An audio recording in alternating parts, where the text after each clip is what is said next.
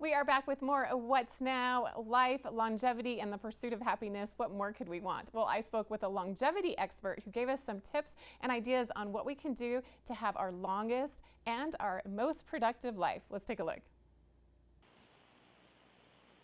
Today I have the opportunity to speak with Dr. Brian Kennedy. He's a world-famous longevity expert, and he's going to talk about the science behind increasing our lifespan and how to take control of our life right now.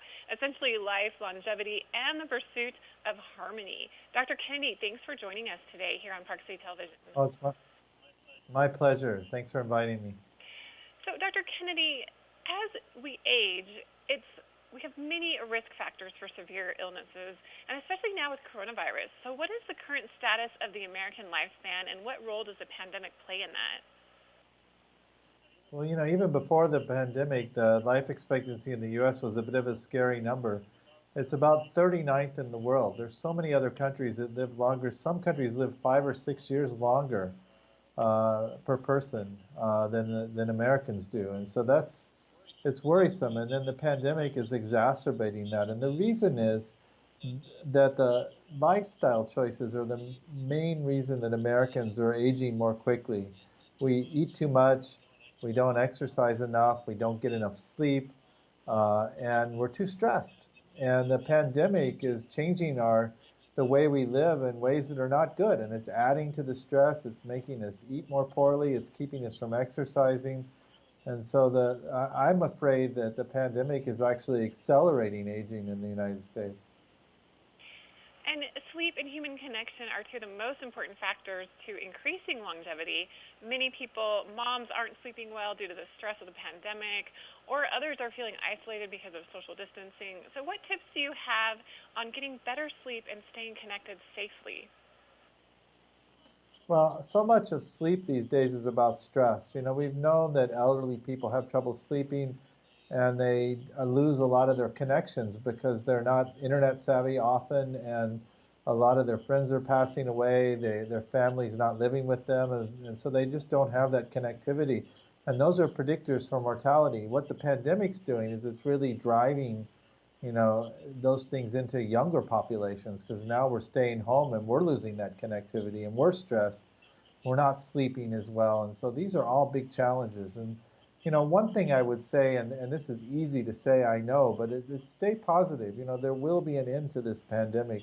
Things will go back to some normality, and it will be closer to what we're used to being with. So there is an end to this tunnel. But also you can take charge of things now, and one way to do that is through mindfulness strategies. There are lots of ways to get there. It can be about meditation, it can be about um, uh, yoga, it can be about exercise. I get mindfulness through long runs. It clears my mind, helps me concentrate. But those are being aware of the challenges you're facing, knowing when you're stressed. These are such important things toward trying to manage how much stress is affecting your life. And one thing I would recommend is a book that I read recently, and it's called Be Your Own Harmonist.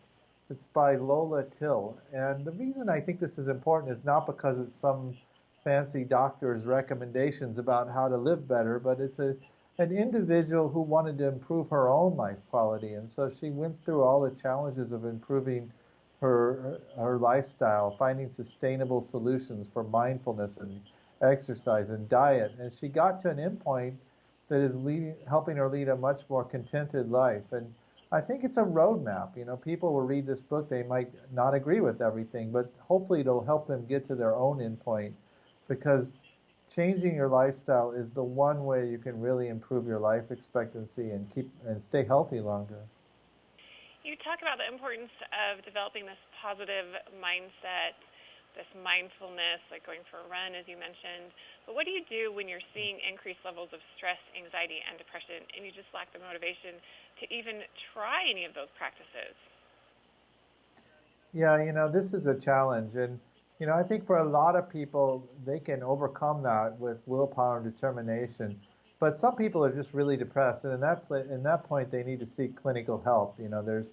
There are drugs, there are a lot of, seeing a psychologist can be very helpful. So if you're really struggling with this, you may need to go seek professional help in the area. But for a lot of people, I think that really getting serious about living a healthier life can have an impact.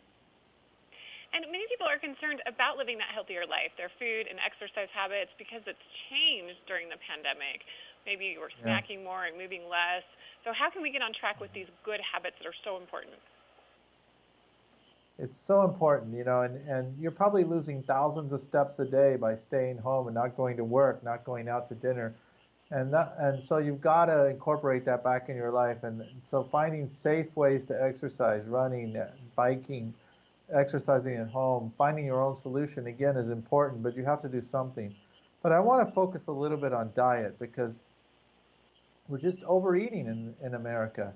We're eating almost twice as many calories as we should be, and this is, a major challenge. It's We have to cut our calories, and the research has shown that if you can do something called fasting, which is going periods of time without eating, that can be very, very beneficial. And I recommend trying to find a way to get there. This could be time restricted feeding, like eating all your food in an 8-hour window, or many other strategies. But when people do that, they find that they lose weight, they have better metabolism, they reduce inflammation, and also they seem to be more active. And not only that, but they affect those aging pathways that are so important. They improve cell rejuvenation and repair cellular damage. Now, fasting is hard, and one potential solution is to use what's called a fasting mimicking diet. So this is something that Prolong produces. It's a 5-day diet. It's very healthy nutrition, good things to eat, but it turns down those pathways that are driving aging. And so you get the benefits of fasting without actually having to fast. And so that may be a solution for people that are scared about going long periods of time without eating. And where can we get more information about everything that you've talked about today? For the book, you can go to the author's website. It's lolatil.com. And for the diet, it's prolonfast.com/healthy aging. Well, thank you so much, Dr. Kennedy, for joining us today and for helping us get healthier and improve our life, longevity, and our harmony. I'm happy to help any way I can.